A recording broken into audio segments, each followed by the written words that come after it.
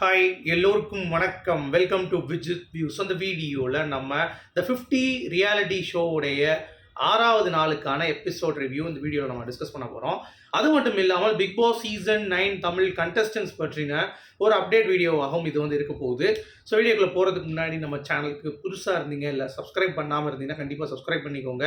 Video மறக்காமல் ஒரு like போட்டுக்கோங்க. இப்போ நம்ம வீடியோக்குள்ளே கண்டிப்பாக போகலாம். ஸோ கார் டாஸ்க் அப்படிங்கிறது தான் பார்வதி இருக்கும் பொழுதும் சரி, கமருதீன் இருக்கும் பொழுதும் சரி, பயங்கரமான ஒரு பீக் வந்து போச்சு டிஆர்பியில். அவங்க வெளியே போனதுக்கப்புறம் ரெட் கார்டு கொடுத்து அனுப்பிச்சிட்டாங்க. அதுக்கடுத்து பாரதி கமருதீன் தான் கண்டென்ட்டாக இருந்தது. அதை சுற்றி தான் எல்லாருமே வந்து பார்த்தீங்கன்னா அந்த சுச்சுவேஷன் யூஸ் பண்ணி சில பேர் ஸ்கோர் பண்ணி, அதில் ஒரு சில பேர் நிறையா ஸ்கோர் பண்ணி டைட்டில் வின் வரைக்கும் கொண்டு போயிட்டாங்க அப்படிங்கிறது பார்க்க முடியுது. நம்ம தான் டைட்டில் வின் ஆயிரோம்னு சொல்லிட்டு உட்காந்துட்டுறவங்க எல்லாத்துக்குமே வந்து பார்த்தீங்கன்னா பிம்பிலிக்கு பிலாப்பி அப்படின்ற மாதிரி ஒரு விஷயம் வந்து நடந்துச்சு அப்படிங்கிறது நம்ம பார்த்தோம். அந்த கார் டாஸ்க்கை நாங்கள் திருப்பியும் ரீக்ரியேட் பண்ணுறோம் அப்படின்னு சொல்லிட்டு ஒரு மூதேவி வந்து பார்த்தீங்கன்னா நேற்று வந்து ஒரு போஸ்ட் வந்து போட்டுருந்துச்சு.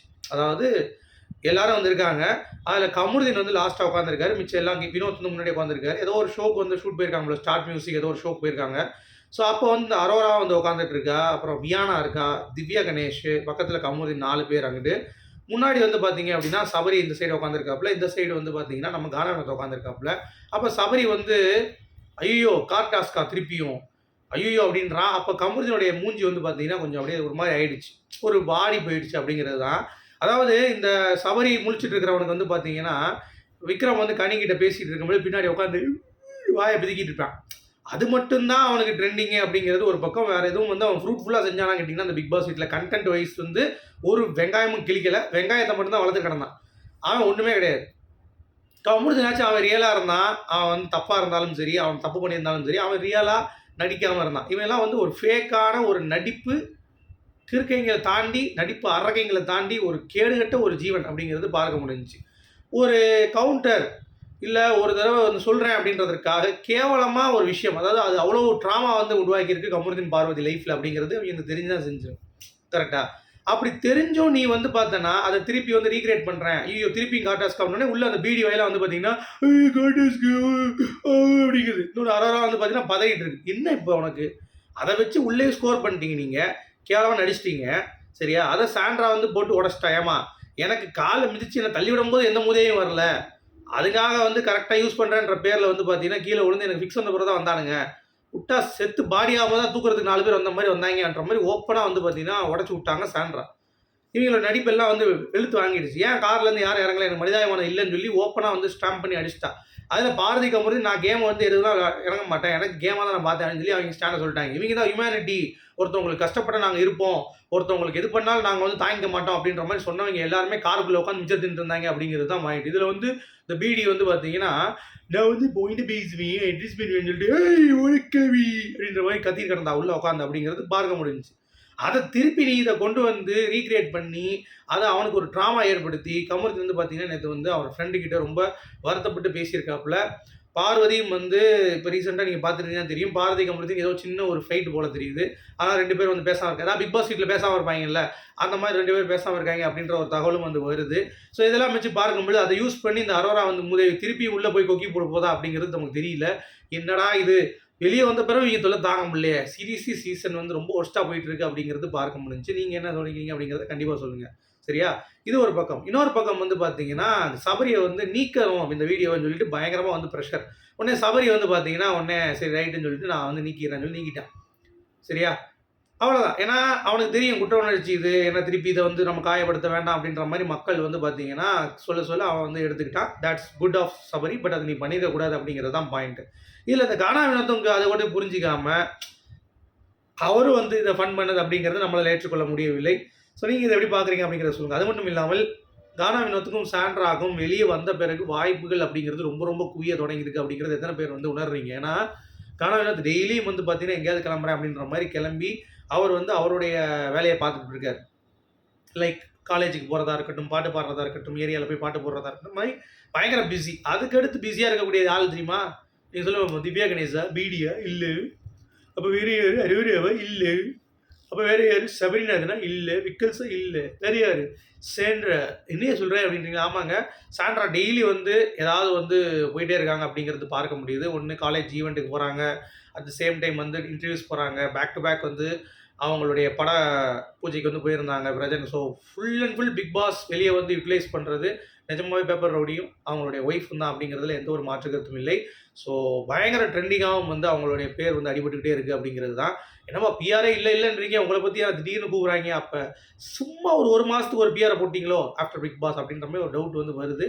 பட் இருந்தாலும் வாய்ப்புகள் கிடைக்காம எப்படி கிடைக்குதில்ல அப்படின்ற மாதிரி. ஆமாம் கிடைக்குது. ஸோ பிக் பாஸ் முடிஞ்சிருச்சு, இனிமேலும் கொஞ்சம் அதை பற்றி பேசாமல் வேறு ஏதாவது கம்ப்ளீட் பண்ணி ஒரு புது கண்டென்ட் வந்து ட்ரை பண்ணலாம் அப்படின்ற மாதிரி நானும் பிளான் பண்ணியிருக்கேன். அதுக்கு தான் அந்த 50 ரியாலிட்டி ஷோ. சரியா, தயவு செய்து அதை நீங்கள் பாருங்கள். ரொம்ப இன்ட்ரெஸ்டிங்காக இருக்குது. நம்ம தமிழ் பொண்ணு உள்ளே இறங்கி கலக்குன்னு கலக்கிட்டு இருக்கு அப்படிங்கிறது பார்க்க முடியுது. அதை பற்றின ஒரு ஷார்ட்டான ஒரு ரிவ்யூ தான், பெரிய ரிவ்யூலாம் வந்து இல்லை அப்படிங்கிறது நான் சொல்லிக்கிறேன். ஓகே, ஏன்னா எல்லாத்தையும் வந்து நான் வந்து டைம் வேஸ்ட் பண்ண விரும்பல. உங்களுக்கு ஈஸியாக கிறிஸ்பாக வந்து புரியும். பார்த்தீங்கன்னா 6வது நாள் இன்னைக்கு எலிமினேஷன் வந்து இல்லவே இல்லை. ஸோ என்னன்னு பார்த்தீங்கன்னா ஒரு டாஸ்க் வந்து வைக்கிறாங்க. ஒரு மூடி மாதிரி வச்சு கையில் பெரிய கம்பி, அதை அப்படியே வந்து அந்த ஹோல் வழியாக பாஸ் ஆகி அப்படியே எடுத்துகிட்டு போகணும். டிங்குன்னு வந்து தட்டுச்சு அப்படின்னா ஒரு ஷாக் கொடுக்கப்படும்னு சொல்லிட்டு ஒருத்தரை கூப்பிடுறாரு. லயன் அப்படின்னு சொல்லிட்டு ஒரு மூதையை உட்காந்துருக்கலாங்க. அந்த மூதையை பார்த்தா எல்லாத்துக்கும் வந்து பார்த்தீங்கன்னா ஒரு கோவமோ ஒரு பயமோ வரல, சிரிச்சிட்டு இருக்காங்க. ஸ்ருதிகாலாம் பயங்கரமாக செஞ்சு விட்டுருச்சு இந்த லயனை. யோ என்னையா ரொம்ப தூரத்தில் நின்றுட்டே இருக்க, உன்னை கிட்ட பார்க்குறதுக்கு இவ்வளோ காமெடியாக இருக்குது அப்படின்ற மாதிரிலாம் கலாய்ச்சி விட்டுருச்சு. சரி, அதெல்லாம் ஒரு பக்கம் இருக்கட்டும். இப்போ இதில் அவங்களுக்கு வந்து ஒரு டாஸ்க் கொடுக்கப்படுது ஆரியாவுக்கு. ஆரியா வந்து அவங்க சூஸ் பண்ணுறாங்க நிக்கின்னு சொல்லிட்டு. ஏன்னா அவங்க தான் அந்த ஷாக் எடுத்துக்கணும். இவங்க தப்பு பண்ணும்போது அவங்களுக்கு ஒரு ஷாக் அப்படின்னு சொல்லிட்டு கிருன்னு அடிக்கும், ஷாக் அடிக்கிற மாதிரி. உடனே ஆரியா வந்து நிக்கியை சொல்லும்போது நிக்கி வந்து முடியாதுன்னு சொல்லிட்டாங்க. அதுக்கு ஒரு வாக்குவாதம் ஏற்படுது. எதுக்கு ஒன்னெல்லாம் நான் நம்ப மாட்டேன் அப்படின்னு சொல்லி சொன்ன உடனே, எதுக்கு நம்ப மாட்டேன், இது கேம் தானேன்னு சொல்லி இவங்க சொல்ல, நோ நோ நோ நான் ஒன்றை நம்பி நான் விளையாட மாட்டேன்னு சொல்லிட்டாங்க. சரின்னு சொல்லிட்டு அடுத்து அந்த ஒரு தொடர்பாகத்தான் இந்த ஃபைட் வந்து நடந்துச்சு. யாருக்கு? ஸ்ருதிகாவுக்கும் ஆரியாவுக்கும். ஸோ ஆரியா வந்து பேசிகிட்டு இருக்கும்போது ஸ்ருதிகா சொல்கிறாங்க, ஏன் அவளை நீ செலக்ட் பண்ண, அவளுக்கும் உனக்கு தான் வாய்க்க தகராறுன்னு தெரியும்ல, செட் ஆகாதுல்ல, அப்புறம் நீ செலக்ட் பண்ணன்னு கேட்டதுக்கு அது என்னோட இஷ்டம், நான் பண்ணுவேன். என்னொன்னே இல்லைப்பா நான் என்ன சொல்கிறேன்னா அவளுக்கு அந்த வேர்ட்ஸ் வந்து கம்ஃபர்டபுள் இல்லை, நீ எதுக்கு அவங்கள இது பண்ணணும், இங்கே நீ ரொம்ப ஈகோவாக என்கிட்ட பேசாத அப்படின்னா, நான் எதுக்கு ஈகோவாக பேசுகிறேன் அப்படின்னு சொன்னோடனே அவங்க 2 பேருக்குள்ள வாக்குவாதம் வருது. அப்போ நம்ம செய்கை மாதிரி நம்ம ஸ்ருதிகா பேச அவங்க அங்கிட்டு ட்ரிகராக ஆரியா அவங்க 2 வார்த்தையோட, ஸ்ருதிகா 2 வார்த்தையோட அது வந்து பற்றிக்கிச்சு. ஒரு கட்டத்துக்கு மேலே இப்படி தாண்டி பேசணும் அப்படின்னோடனே அந்த அம்மா வந்து பார்த்தீங்கன்னா, நீ எது கை கால் ஆட்டிலாம் பேசுகிற ஆரியா அப்படின்னு சொன்னால், அப்படி தாண்டி பேச உங்ககிட்ட அப்படி தான் பேசணும் அப்படின்னு சொல்ல உடனே ஐயோ இந்த பொண்ணு மென்டல் ஆகிடுச்சு, ஸ்டேபிளாக இல்லை, என்ன பண்ணுறேன் எனக்கு தெரியலன்னு சொல்லிட்டு ஒவ்வொரு கேமராக்கிட்ட வந்து பார்த்தீங்கன்னா ஆரியா வந்து பேச ஆரம்பிச்சிருச்சு. இவன் வந்து ஸ்ருதிகா எப்பயும் தெரியும்ல, லெஃப்ட்டில் டீல் பண்ணிட்டு போயிட்டே இருப்பான், நீ என்னத்தையாவது கத்திரிக்கிற நான் கிளம்புறேன் அப்படின்ற மாதிரி சொல்லிவிட்டு ஆலியா வாங்க கட் பண்ணிவிட்டு ஸ்ருதிகா உள்ளே போயிடுச்சு அப்படிங்கிறது பார்க்க முடியுது. ஓகே, தேவையில்லாத ஒரு சண்டையாகத்தான் நான் பார்க்குறேன். ஓகேங்களா, சும்மா வந்துட்டு 2 பேருக்குள்ளே இருக்கிற இவங்க வந்து நூக்கு நுழைத்தது அப்படிங்கிறது வந்து அது வேல்யூபலாக ஒரு கண்டென்ட் கிரியேட் பண்ணுவாங்க ஸ்ருதிகா அப்படிங்கிறத நம்ம சொல்லியிருக்கோம். அதை வந்து டாக்டர் ஹெல்ப் தேவைப்படுது இவளுக்கு அப்படின்ற லெவலுக்கு ஆரியா வந்து அதை மாற்றினது அப்படிங்கிறது ஸ்ருதிகாவுக்கு ஒரு பின்னடைவாக போனாலும் வச்சு செஞ்சுட்டாங்கல்ல அப்படின்ற மாதிரி தான் இருக்குது. அதை வந்து கடைசியாக ஒரு விஷயம் நடக்குது. என்னென்னா இவங்க யாருக்காக போய் வாய்ஸ் அவுட் பண்ணாங்களோ, அதாவது நிக்கி. ஓகே, ஸோ நிக்கி வந்து முன்னாடி போகிறதுக்காக ஆரியா கூட சேர்ந்து போன முடியாதுன்ட்டாங்கல்ல. திருப்பி இவங்க போய் சொல்கிறாங்க, ஏன் போய் ஆரியாட்ட நீ போய் சண்டை போடுற, நீ என்கிட்ட ஃப்ரெண்டாக இருக்குன்றதுக்காக அவள் உன்னை டார்கெட் பண்ணுவா அப்படின்னு சொல்கிறேன். அதெல்லாம் இல்லை, நான் சும்மா ஜென்ரலாக தான் பேசினேன், நீ ஜென்ரலாக தான் பேசினேன், பட் எனக்கு அவளை பிடிக்காது, அவளுக்கு என்ன பிடிக்காது, அந்த ஒரு விஷயத்த உங்ககிட்ட வந்து அவள் கக்குவா, ஒன்றை வந்து இது பண்ணுவா, கொஞ்சம் ஜாக்கிரதையாரு அப்படின்னு சொல்லிட்டு ஸ்ருதிகா கிட்ட அவங்க வார்ன் பண்ண விதியம் நல்லா இருந்தது. ஏன்னா என்னை பொறுத்த வரைக்கும் உள்ளே இருக்கிறதுலே ஸ்மார்ட்டாக வந்து பார்த்தீங்கன்னா 3-4 பேர் தான் தெரியுறாங்க. ஒன்று பிரின்ஸு, இன்னொன்று கரண் பட்டேல், இன்னொன்று ஸ்ருதிகா, இன்னொன்று வந்து பார்த்தீங்கன்னா நிக்கி.